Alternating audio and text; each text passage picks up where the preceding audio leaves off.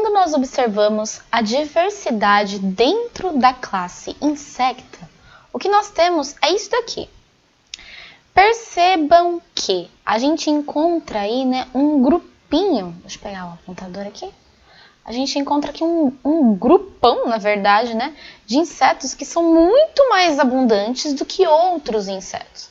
Então percebam que os Lepidoptera, que são as borboletas, os dípteros, que são as moscas e mosquitos, os himenópteros, que são as vespas, abelhas, formigas, e os coleópteros, que são todos os besouros, correspondem aí à grande maioria dos insetos. Temos um pouquinho mais aí de hemípteros, como os percevejos, ortópteros, como os gafanhotos, né? As baratas também se encontram aqui junto do ladinho de ortóptera, blatóide, né?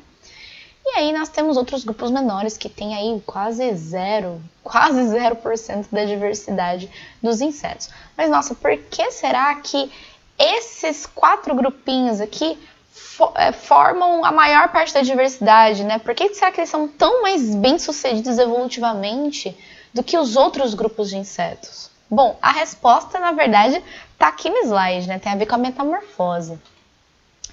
Então, vamos entender os tipos de desenvolvimento que nós encontramos nos insetos. A gente tem aqueles insetos cujo filhotinho é igualzinho adulto, só é pequeno. E aí vai crescendo através das equidizes, né? Ao decorrer da vida. E não muda muita coisa não, só aumenta o tamanho e de repente tá lá com também capaz de se reproduzir com o sistema reprodutor maduro, né? O adulto, ele se diferencia dos juvenis justamente porque ele tem um sistema reprodutor maduro, um sistema reprodutor funcionando, ele é fértil, né? Então isso aqui é um desenvolvimento direto. Desenvolvimento direto é quando o filhotinho é igual ao adulto, sem nenhuma grande mudança. Como é o nosso caso, né? O nosso filhotinho, um bebê, ele é muito parecido com o adulto. Só é pequeno, vai crescendo, não passa por uma mudança muito drástica, né? Mas a feiçãozinha, os membros e tal, é tudo muito parecido.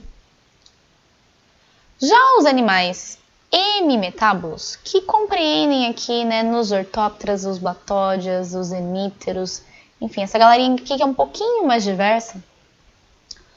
Os hemimetábulos são aqueles que o juvenil, ele é diferente do adulto, mas ele é muito parecido com o adulto, não é uma coisa tão radical. A principal mudança que a gente tem da ninfa, que é o jovenzinho, para o adulto, é que a ninfa não apresenta asa.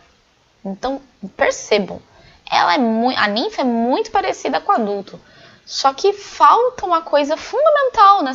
Falta todo um órgão, né? Toda uma estrutura nessa ninfa, que são as asas.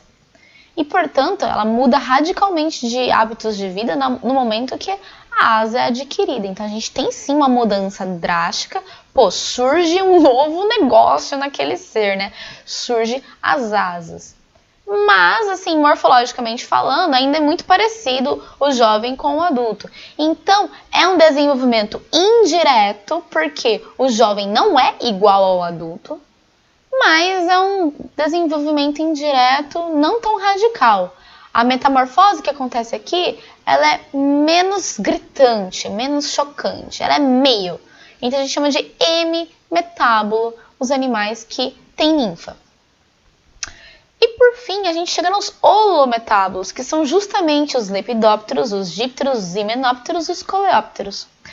Os holo é total, então esses aqui eles vão fazer a maior metamorfose de todas. O jovem, o bebezinho desses animais, são larvas, que tem uma divisão corporal, um número de apêndices completamente diferente do adulto, né?